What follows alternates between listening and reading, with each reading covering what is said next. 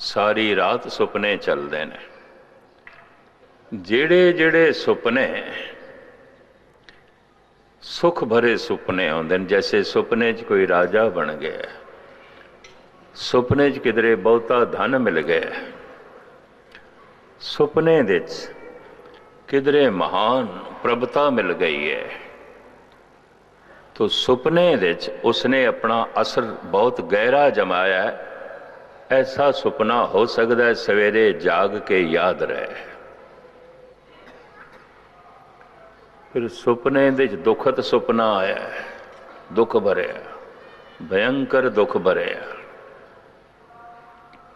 बहुत गहरा दुख। ते सीमा तो वधिया होया सुपने दा दुख मनुख दी अखां खोल देंदा है, अखां खोल देंदा, नींद तोड़ देंदा है। गहराई नाल इस नुकते नूं लेना, एक एक नुकता जीवन दे काम आएगा।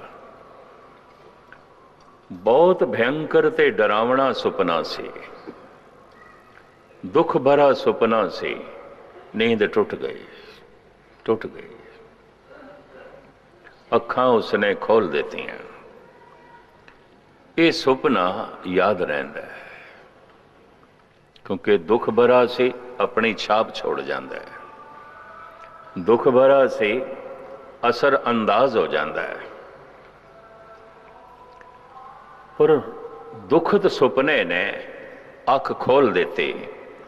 मनोविज्ञानक जो सुपनियां का अध्ययन करते हैं, सुख भरा सुपना मनुख दे प्राणा की एक निक्की जी इच्छा है, चलता ही रहे, चलता रहे, चलता रहे। तो कई दफा सुख भरा सुपना लंबा चलता है, दुख भरा सुपना लंबा नहीं चलता। क्यों? जैसे दुख सुपने च वधदा जा रहा है, वधदा जा रहा है, वधदा जा रहा है, अख खुल जाएगी। दुख ऐसा आघात पहुंचाता है, ऐसी चोट करता है, अख खुल जाती है। हुण ध्यान नाल सुनना, ये जो शरीरक नींद है, दुख भरा सुपना अखां खोल देंदा है। ते अखां खुल गई ने, हुण खुली हुई अख दे पूरी दुख दी चोट अखां नूं पूरा खोल देंदी है।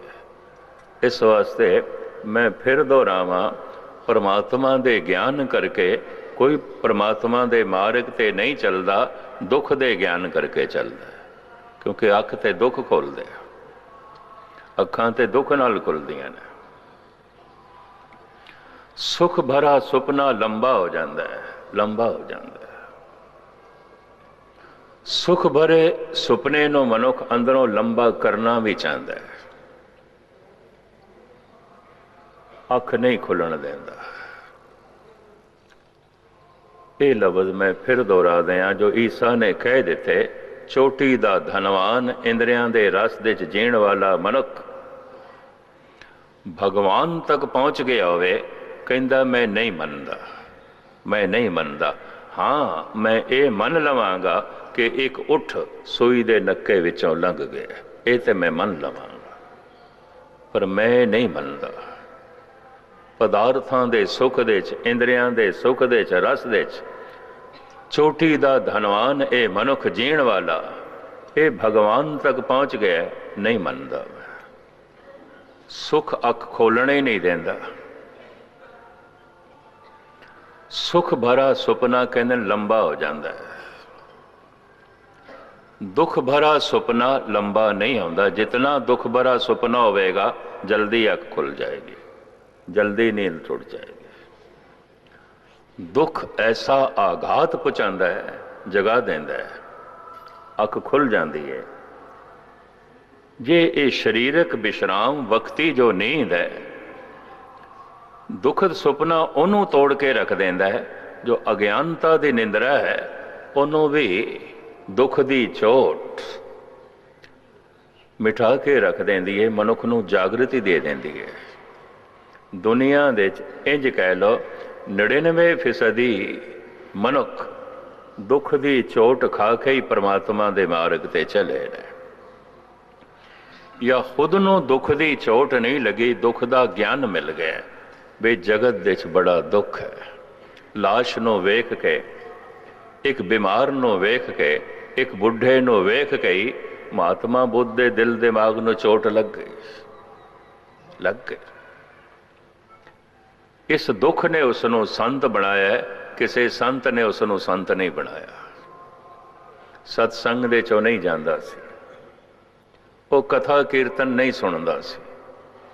ਇਸ ਦੁੱਖ ਦੀ ਚੋਟ ਨੇ ਉਸ ਨੂੰ ਸੰਤ ਬਣਾ ਦਿੱਤਾ, ਪਰਮਾਤਮਾ ਦੀ ਖੋਜ ਤੇ ਮਜਬੂਰ ਕਰ ਦਿੱਤਾ। ਫਿਰ ਉਸਨੇ 4 ਸਚਾਈਆਂ ਬਿਆਨ ਕੀਤੀਆਂ ਨੇ, ਉਹਨੂੰ ਕਹਿੰਦੇ ਨੇ 4 ਸੱਚ, 4 ਆਰੀਆ ਸੱਚ, 4 ਸਦੀਵੀ ਆਦਿ ਸੱਚ। ਇਹ 4 ਸੱਚ ਕਿਹੜੇ ਨੇ? ਉਹ ਕਹਿੰਦਾ ਪਹਿਲਾ ਸੱਤ ਤੇ ਇਹ ਹੈ, ਦੁੱਖ ਹੈ, ਦੁੱਖ ਹੈ, ਦੁੱਖ ਹੈ। ਦੂਜਾ ਸੱਚ ਇਹ ਹੈ ਕਿ ਦੁੱਖ ਦਾ ਕਾਰਨ ਵੀ ਹੈ, ਕਾਰਨ ਵੀ ਹੈ, ਕਾਰਨ ਵੀ ਹੈ। ਤੀਸਰਾ ਸੱਚ ਇਹ ਹੈ ਨਿਵਰਤੀ ਦਾ ਸਾਧਨ ਵੀ ਹੈ, ਸਾਧਨ ਵੀ ਹੈ। ਤੇ ਚੌਥਾ ਸੱਚ ਇਹ ਹੈ ਸੁਖ ਹੈ, ਸੁਖ ਹੈ, ਸੁਖ ਹੈ। ਇਹ ਚੌਥੀ ਸਚਾਈ ਦੱਸਦਾ। ਮਹਾਤਮਾ ਬੁੱਧ ਦੇ ਸਾਰੇ ਜੀਵਨ ਦਾ ਉਪਦੇਸ਼ ਤੇ ਸੰਦੇਸ਼ ਇਹਨਾਂ 4 ਗੱਲਾਂ ਦੇ ਉੱਪਰ ਹੀ ਖੜਾ ਹੈ, ਇਹਨਾਂ 4 ਵਿਚਾਰਾਂ ਤੇ ਹੀ ਖੜਾ ਹੈ। ਮੈਂ ਦੁਹਰਾਵਾਂ, ਦੁੱਖ ਹੈ, ਦੁੱਖ ਹੈ, ਪਹਿਲਾ ਸੱਚ ਇਹ ਹੈ। ਦੂਸਰਾ ਦੁੱਖ ਦਾ ਕਾਰਨ ਵੀ ਹੈ। ਤੀਸਰਾ ਨਿਵਰਤੀ ਦਾ ਸਾਧਨ ਵੀ ਹੈ। ਚੌਥਾ ਸੁਖ ਹੈ, ਸੁਖ ਹੈ, ਸੁਖ ਹੈ। ਸੁਖ ਦੀ ਪ੍ਰਾਪਤੀ ਦੁੱਖ ਦੇ ਬੋਧ ਤੋਂ ਹੋਵੇਗੀ। ਸੁਖ ਦੇ ਮਾਰਗ ਤੇ ਉਹੀ ਚੱਲੇਗਾ ਜਿਹਨੂੰ ਸਮਝ ਆ ਜਾਏ ਮੈਂ ਦੁੱਖ ਦੇ ਚਾਂ, ਤੇ ਜੇ ਮੈਂ ਹਾਂ ਹੀ ਸੁਖ ਦੇ ਚ, ਤਾਂ ਫਿਰ ਸੁਖ ਦੇ ਮਾਰਗ ਤੇ ਚੱਲਣ ਦਾ ਕੀ ਮਤਲਬ ਹੈ? ਜਿਤਨਾ ਧਨਵਾਨ ਪਦਾਰਥਾਂ ਤੇ ਇੰਦਰੀਆਂ ਦੇ ਰਸ ਦੇ ਚ ਜੀਣ ਵਾਲਾ ਮਨੁੱਖ ਮਨ ਬੈਠਦਾ ਸੁਖ ਹੈ, ਸੁਖ ਹੈ, ਭ੍ਰਾਂਤੀ ਹੈ, ਉਹਦਾ ਭਰਮ ਹੈ। ਇਹ ਸੁਪਨਾ ਟੁੱਟੇਗਾ, ਟੁੱਟੇਗਾ। ਜ਼ਰਾ ਸੁਖ ਭਰਾ ਸੁਪਨਾ ਲੰਬਾ ਚੱਲਦਾ, ਬਸ ਇੰਨੀ ਹੀ ਗੱਲ ਹੈ, ਪਰ ਟੁੱਟੇਗਾ। ਆਖਰ ਸੁਪਨਾ ਸੁਪਨਾ, ਨਿੰਦਰਾ ਖੁੱਲੇਗੀ, ਅੱਖ ਖੁੱਲੇਗੀ। ਇਸ ਵਾਸਤੇ ਕਹਿੰਦੇ ਨੇ ਸੁਖਿਆਰੇ ਮਨੁੱਖ ਧਰਮ ਦੇ ਮਾਰਗ ਤੇ ਚੱਲ ਰਹੇ ਹੋਣ, ਐਸਾ ਨਹੀਂ ਦਿਖਾਈ ਦਿੰਦਾ। ਸੁਖ ਤੇ ਆਲਸੀ ਬਣਾ ਦਿੰਦਾ। ਖੈਰ ਮੁਖਤਸਰ ਜੋ ਹੈ ਮੈਂ ਅਰਜ਼ ਕਰਾਂ, ਇਹ 4 ਸਚਾਈਆਂ ਉਹ ਬਿਆਨ ਕਰਦਾ ਹੈ ਵੀ ਸੁਖ ਦੇ ਮਾਰਗ ਤੇ ਉਹ ਚੱਲੇਗਾ, ਸੁਖ ਦੀ ਪ੍ਰਾਪਤੀ ਉਹ ਕਰੇਗਾ ਜਿਹਨੂੰ ਪਹਿਲੇ ਸਚਾਈ ਦਾ ਪਤਾ ਚਲੇ। ਜਨਮ ਦੁੱਖ ਹੈ, ਜੀਵਨ ਦੁੱਖ ਹੈ, ਮਰਨ ਦੁੱਖ ਹੈ, ਸਭ ਕੁਝ ਦੁੱਖ ਹੈ। ਇਹ ਬੋਧ ਪਹਿਲੇ ਚਾਹੀਦਾ ਹੈ। ਜਨਮ ਦੁੱਖ ਹੈ, ਜੀਵਨ ਦੁੱਖ ਹੈ, ਮਰਨ ਵੀ ਦੁੱਖ ਹੈ। ਮੈਂ ਉਸ ਜੀਵਨ ਦੇ ਵਿੱਚ ਜੀ ਰਿਹਾ ਜੋ ਦੁੱਖ ਹੈ। ਮੇਰਾ ਉਹ ਜਨਮ ਹੋਇਆ ਜੋ ਦੁੱਖਾਂ ਦਾ ਕਾਰਨ ਹੈ। ਫਿਰ ਮੈਨੂੰ ਉਹ ਦੁੱਖ ਮਿਲੇਗਾ ਜੋ ਮਰਨ ਹੈ। ਮਰਨ ਨੂੰ ਦੁੱਖ ਕਿਉਂ ਮੰਨ ਲਿਆ? ਫਿਰ ਅੱਗੋਂ ਜਨਮ ਦੇਵੇਗਾ ਜੋ ਦੁੱਖਾਂ ਦਾ ਕਾਰਨ ਹੈ। ਜਮ ਜਮ ਮਰੇ, ਮਰੇ ਫਿਰ ਜੰਮੇ, ਬਹੁਤ ਸਜ਼ਾਏ ਪਿਆ ਦੇਸ ਲੰਮੇ। ਸੁਖ ਦੇ ਮਾਰਗ ਤੇ ਉਹ ਚਲੇਗਾ ਜਿਹਨੂੰ ਬੋਧ ਤੇ ਹੋਵੇ ਜਨਮ ਦੁੱਖ ਹੈ, ਜੀਵਨ ਦੁੱਖ ਹੈ, ਮਰਨ ਦੁੱਖ ਹੈ। ਹਰ ਰੋਜ਼ ਕੋਈ ਇਸ ਤਰ੍ਹਾਂ ਦਾ ਸੱਜਣ ਜ਼ਰੂਰ ਮਿਲਦਾ ਜਿਹੜਾ ਕਹਿ ਦਿੰਦਾ ਗੈਨੀ ਜੀ ਜਿਤਨੇ ਅਸੀਂ ਦੁਖੀ ਹਾਂ, ਗੁਰੂ ਕਿਸੇ ਨੂੰ ਦੁਖੀ ਨਾ ਕਰੇ। ਮੈਂ ਕਿਹਾ ਇਸ ਤਰ੍ਹਾਂ ਦਾ ਹੁਣ ਹਜ਼ਾਰਾਂ ਬੰਦਿਆਂ ਕੋਲ ਮੈਂ ਸੁਖ ਸੁਣ ਚੁੱਕਿਆ, ਇੱਕ ਕੋਲ ਨਹੀਂ। ਜਿਹੋ ਜਿਹੇ ਦੁਖੀ ਅਸੀਂ ਹਾਂ, ਪ੍ਰਮਾਤਮਾ ਕਿਸੇ ਨੂੰ ਦੁਖੀ ਨਾ ਕਰੇ। ਹੁਣ ਕੌਣ ਇਸ ਨੂੰ ਦੱਸੇ? ਤੂੰ ਨੀਂਦ ਦੇ ਚ ਹੈ ਤੇ ਬਾਕੀ ਵੀ ਨੀਂਦ ਦੇ ਚ ਨੇ। ਤੈਨੂੰ ਸਮਝ ਨਹੀਂ ਤੇ ਬਾਕੀਆਂ ਨੂੰ ਵੀ ਸਮਝ ਨਹੀਂ ਹੈ। ਨਿਰਾ ਤੂੰ ਦੁਖੀ ਨਹੀਂ, ਸਾਰਾ ਸੰਸਾਰ ਦੁਖੀ ਹੈ। ਔਰ ਇਹ ਦੁੱਖ ਦਾ ਬੋਧ, ਦੁੱਖ ਦਾ ਗਿਆਨ सुख दी तलब कराएगा। पर पहले ये बोध हो जाए ये जन्म दुख है, जीवन दुख है, मरण दुख है। लेकिन वह मनुख सुख दे दरवाजे अपने ते बंद कर लेंदा है। शायद कई जन्मां तक बंद रवन जो मरदे दम तक जन्मदिन मना रहे हैं। तो क्यों मना रहे हैं? ये तो खुशी है, ये तो आनंद है। तो जे जन्म सुख है, आनंद है, तो जीवन भी सुख हो गया। तो हुण पुरखा तू मरण नूं भी सुख मान ले। नहीं, मरण नूं भुलाया होया है, जन्म ते जीवन नाल अपना संबंध जोड़िया होया है। जगत दे तमाम अवतारी पुरुष कहंदे ने दुख है, जन्म दुख है, जीवन दुख है, मरण दुख है, पर जन्म सुख है, जीवन सुख है। ये मनुख कुछ भी बन जाए, भगत नहीं बन सकता, संत नहीं बन सकता। ये मनुख कितना ही पढ़ा लिखा क्यों ना हो जाए, मूर्ख दा मूर्ख होवेगा, सिर्फ इतना होवेगा पढ़ा लिखा मूर्ख होवेगा। पढ़िया मूर्ख आखिए जित लभ लोभ अहंकार। कुछ अनपढ़ मूर्ख होंदे ने, कुछ पढ़े लिखे मूर्ख होंदे ने। पुराने जमाने च मैं देखदा अनपढ़ सियाणियां दी तादाद ज्यादा सी, पढ़े लिखे मूर्खां दी तादाद बहुत थोड़ी सी, बहुत थोड़ी सी। ध्यान नाल सुनना ते गुस्ताखी माफ। हुण अजकल पढ़े लिखे मूर्खां नाल ते संसार भर गया, भर गया।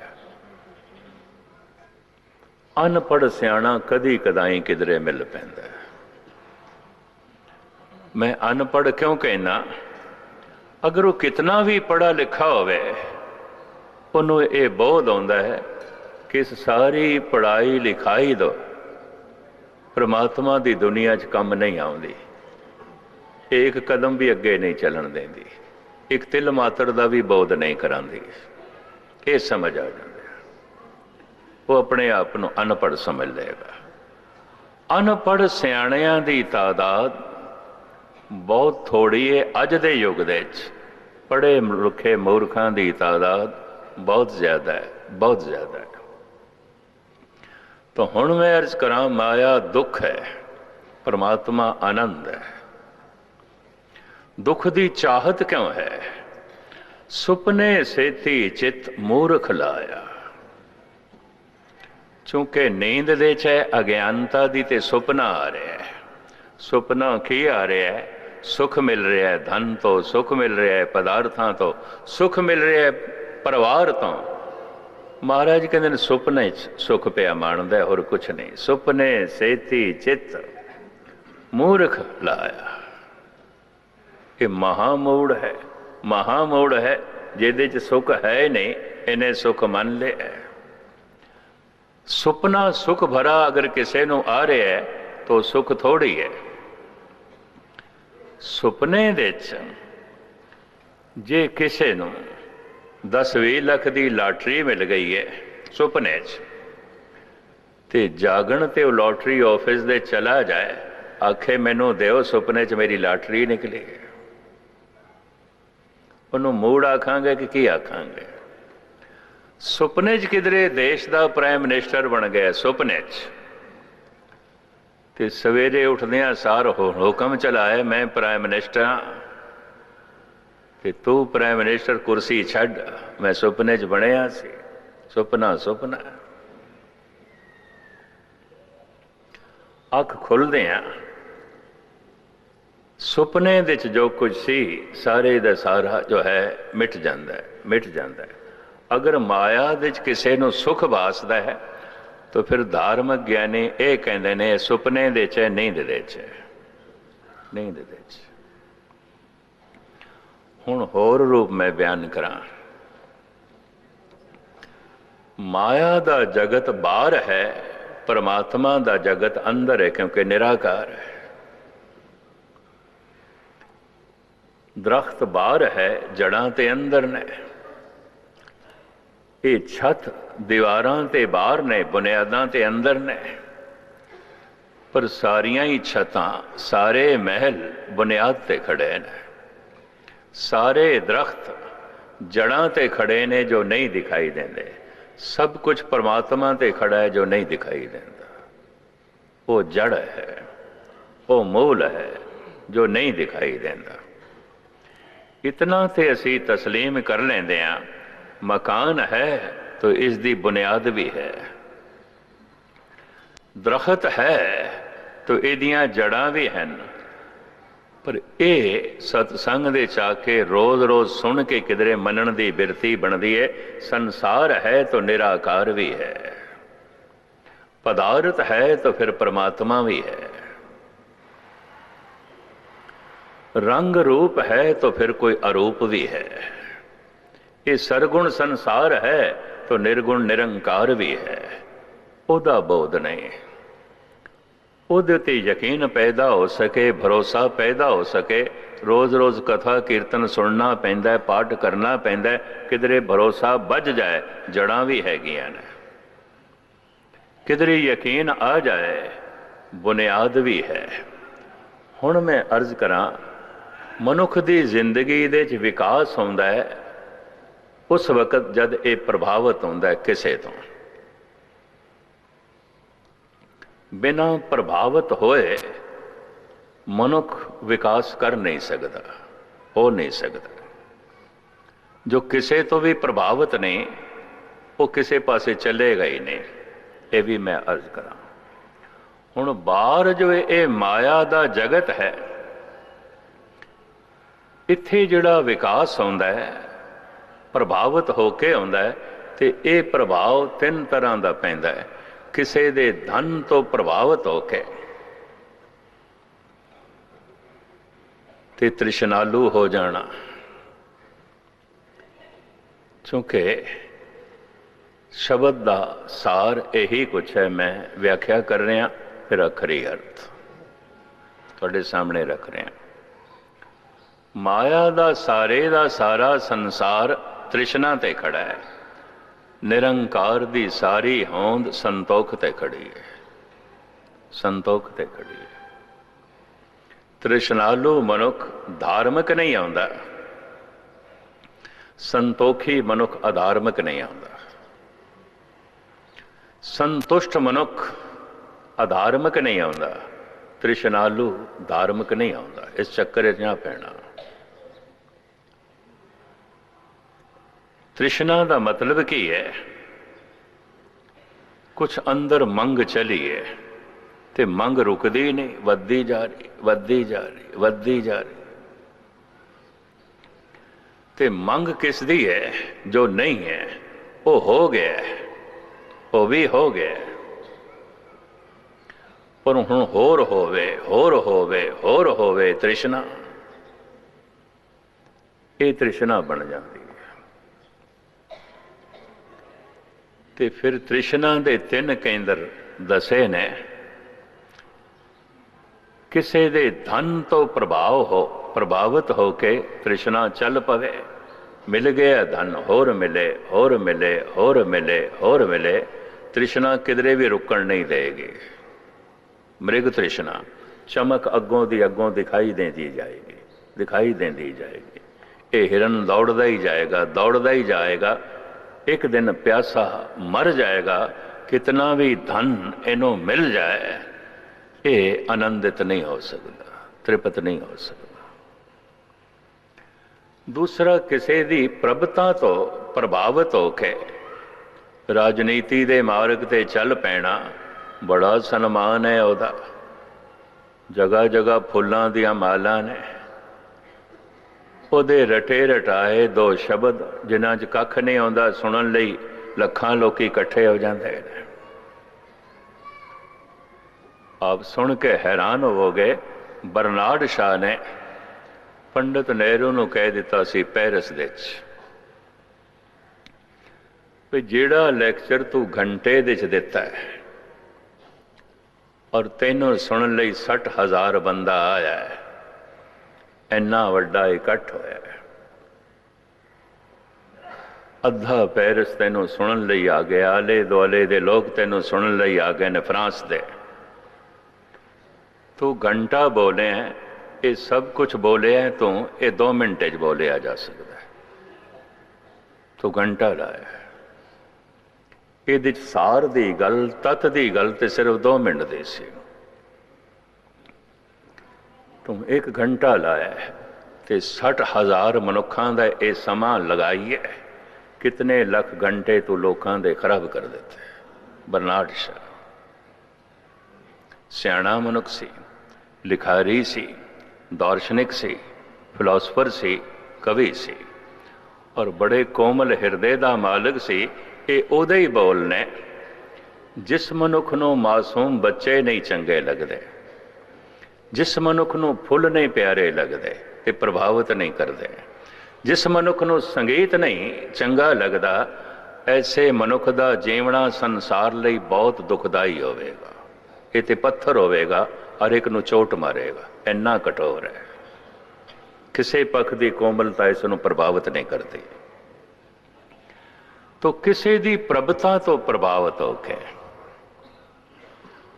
चल पैना, किसी की प्रतिष्ठा, किसी की शक्ति तो प्रभावित। तीसरा है किसी के रूप तो प्रभावित होके चल पैना। रूप तो प्रभावित होके विकास करना, चल पैना। प्रभुता तो प्रभावित होके चल पैना, विकास करना। तो किसी की धन संपदा तो प्रभावित होके चल पैना। प्रभाव बार ये 3 ने, ये 3 प्रभाव तृष्णा कहलाते ने। कारण ये मंग किधरे रुकती नहीं रुकती ना। प्रभुता की मंग ठीक है, पिंड का सरपंच सी ते MLA बन गया तो हुण रुक जाएगा? नहीं। मिनिस्टर होए बिना चैन नहीं। ते मिनिस्टर भी बन गया तो हुण रुक जाएगा? नहीं। ये चीफ मिनिस्टर बने बिना चैन नहीं। जिंदगी रोज रोज घटती जाएगी, छोटी आती जाएगी, तृष्णा रोज रोज वधदी जाएगी। एक दिन मनुख का अंत हो जाएगा, तृष्णा का अंत नहीं होएगा। इनू पंडित गुलाब सिंह जी महाराज 90 साल के सन। उन्होंने बहुत सारे ग्रंथ लिखे, बड़े कीमती। किसी वक्त गुरबाणी के कथावाचक इन्हां सारे ग्रंथां नूं पढ़ के ही आउंदे हुंदे सन। अज ते सारी खेड खो गई, सिलसिला ही खो के रह गया। ना पढ़न वाले विद्यार्थी रहे, ना सुनन वाले वो श्रोते रहे। ये ऐसा देखा जाता है। पंडित गुलाब सिंह जी महाराज जिहड़े मनुख धार्मिक होंदे ने, सतवादी होंदे ने, जो अपनियां खूबियां का बयान करते हैं तो अपनी कमजोरियां का भी बयान करते हैं। तो जो अपनियां कमजोरियां का आप बयान करन लग पवे तो फिर धार्मिक मनोविज्ञान ये कहता है उस दे कुल कुछ ऐसियां खूबियां ने कि अपनियां कमजोरियां बयान करके भी वो कमज़ोर नहीं होवेगा, बल्कि कमजोरियां नूं बयान करके भी महान हो जाएगा। इनू ईसाई जगत ने अपने ढंग नाल अपनाया हुआ है। चर्च दे एक गुप्त जगह बनाई होंदी है उन्होंने, उत्थे अलग बंदा खड़ा हो जाता है तो जो अज तक पाप गुनाह कीते ने उत्थे खड़े होके कबूल करता है, दूजा सुने ना।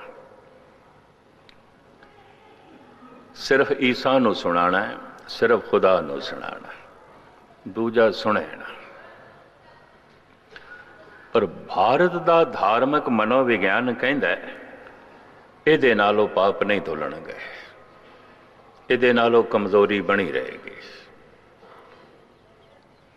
जितने चिर तक जगत के सामने अपनी कमजोरी ना रखे, क्योंकि जगत दे ची इसने कमजोरी प्रगट की सी, जगत नूं धोखा दिता सी, जगत नाल छल कपट कीता सी, हुण जगत के सामने कबूल करे।